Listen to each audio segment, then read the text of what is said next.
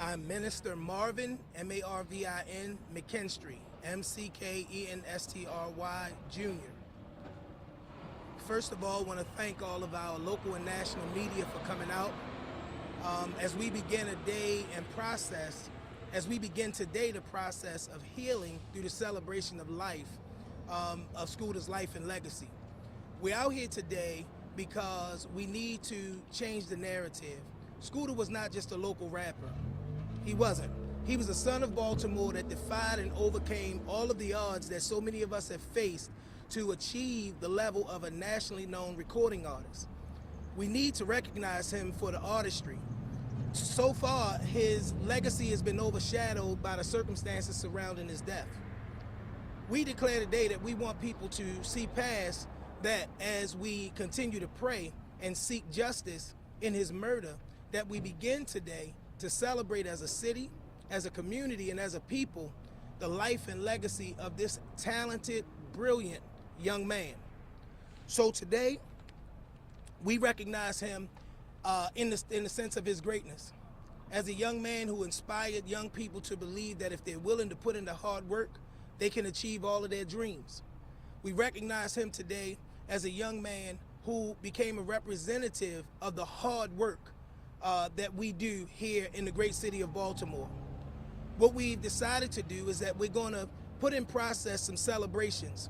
We first of all like to offer special thanks to the Baltimore City Police Department and Commissioner Kevin Davis, to Colonel Melvin Russell, who's here with us today, who worked diligently to help us to put the celebrations together.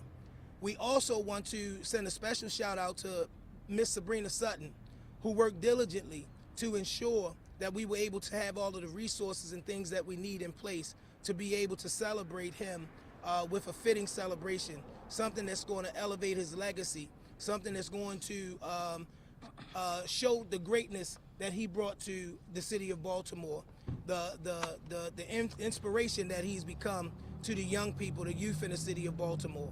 So we just stand together today, not under any brand other than Tyrese Lor Scoota Watson, a bunch of clergy and faith leaders and community leaders who have come together simply to support the family and to see to it that the neighborhood, the community, his fans abroad will be able to recognize and celebrate the life and legacy through his great music, his talent, and all that he shared with the world. Thank you. My name is Derek Chase, and I'm with Stand Up Baltimore. Derek is spelled D-E-R-R-I-C-K-C-H-A-S-E. And we're here again at a very historic space. This is Pennsylvania Avenue, and we all know of the history of Pennsylvania Avenue. If we look right above our shoulder, we'll see this wonderful, glorious woman called Billie Holiday.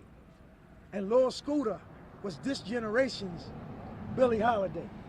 So it's only befitting that if Billie Holiday transitioned on last Sunday, that we would do something to honor her legacy, her impact on not just her family, but her impact on her direct community, her impact on the national community. So it is my pleasure to announce, in partnership with many organizations who are represented here, in partnership with Baltimore City's finest, the police and Commissioner Kevin Davis, in partnership with the mayor's office as directed by Mayor Rawlings, Mayor Rawlings Blake, as well as with the efforts of Miss Sabrina Sutton. We're announcing a community partnership to celebrate the life and legacy of Lor Scoota. And a lot of people don't really understand his impact. However, if you were to look at the countless comments and likes, you'll see a young man who not just delivered hip hop in a very unique fashion, who was not just a reporter for what happens in Baltimore. Sometimes we get it twisted. Little Scoota was a mirror of the conditions of Baltimore. And what he did is he used his platform to take the message of Baltimore all over the world, and we applaud him for that. But today, we're here to announce 3 days of healing. Today, we want every parent to sit down with their child who loved Lor Scoota's music. And we want you to listen to every one of the lyrics. And we want you to listen to how they enjoy the music. And we want you to do something very special with your child. Now, tomorrow is going to be a wonderful day at Wiley's Funeral Home from 11 to 7 p.m. We're going to give Scooter the opportunity and the world the opportunity to come and see Scooter in this very glorious moment as he transitions to what's coming next. So we're going to be at Wiley Funeral Home, and in particular from 4 to 6 at Wiley's Funeral Home, we're going to have various hip-hop artists from this community to perform and to celebrate this young man's life. Now, that's Thursday. On Friday at 11 o'clock at the Empowerment Temple, we have an opportunity for the first hour from 11 to 12 to have the viewing of Scooter's body. At 12 o'clock, we're going to have the actual funeral. And then, and this is what makes it wonderful, what makes it beautiful, we're going to block this community off.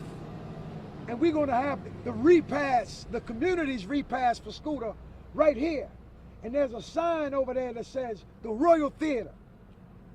And that Royal Theater was where the artists from this community came and they performed, and the artists from the national community, and they came and they performed and they delivered. Well, we're going to take that sign and we're going to change that sign to say, rest in peace, Lor Scoota. So on Friday, we're going to be here. So we thank all of the media for coming out. We stand in partnership with the city. We stand in partnership and in love with the family. And we just thank all of you for coming out and being a part of this ceremony. Thank you. Good morning, everybody. My name is Alexis Savage. That's A-L-E-X-I-S. Savage is S-A-V-A-G-E. And I was Lor Scoota's personal assistant. And I can say that the city is hurt. More importantly, the children are hurt. One question I asked myself, and I asked many times, is when he murdered you and he killed you, did he look into your eyes and see the millions of children's dreams that he crushed? Scooter had a gift that many don't have. Sometimes parents, we can't speak to our kids. Sometimes we're hard on our kids. But Scooter had a way of getting to the children and getting to adults a message of love, of truth, of what we face in the streets. Scooter, more than anything, would be pleased with what is going to partake this week. And I'm so happy that the police have partnered with us to understand that these children, when they're out here, they're not rioting to cause destruction.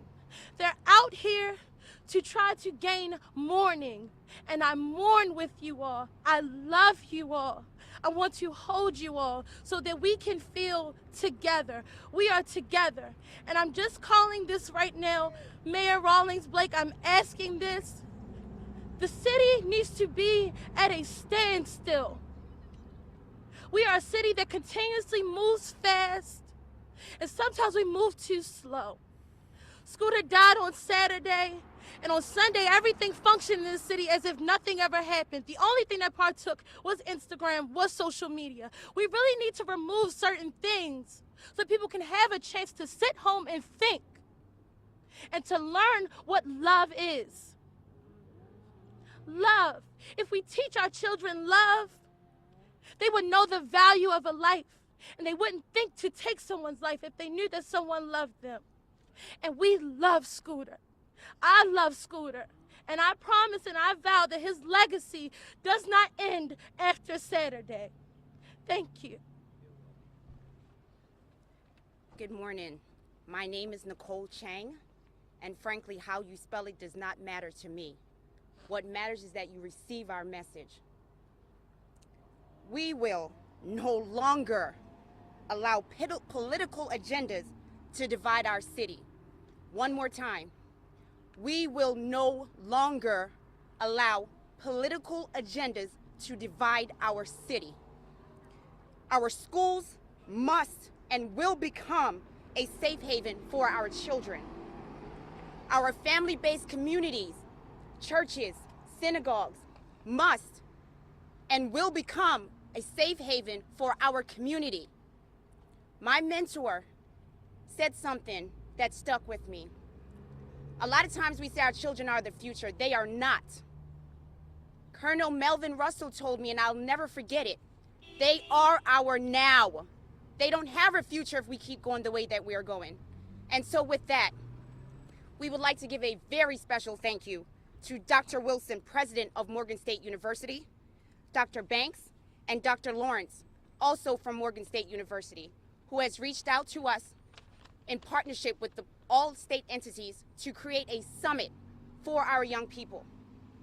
What we would like to do is create a platform for our young people to have an opportunity to sit down to those decision makers and tell them directly what it is that we're doing correctly, what it is that we're doing that's not working, and what they need from us.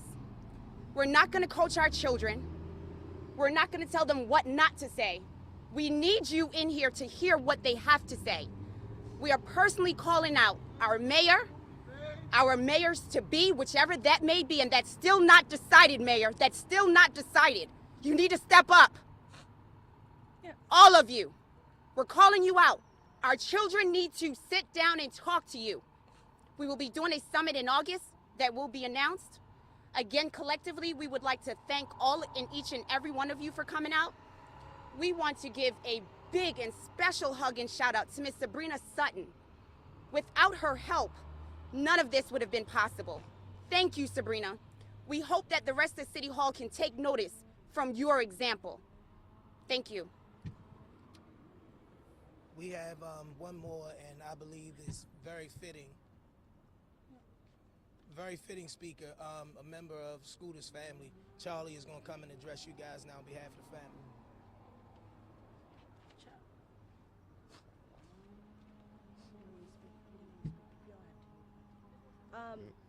Charlie actually is here as a representative for the family of Lor Scoota. He stands in support. However, he opted not to speak today.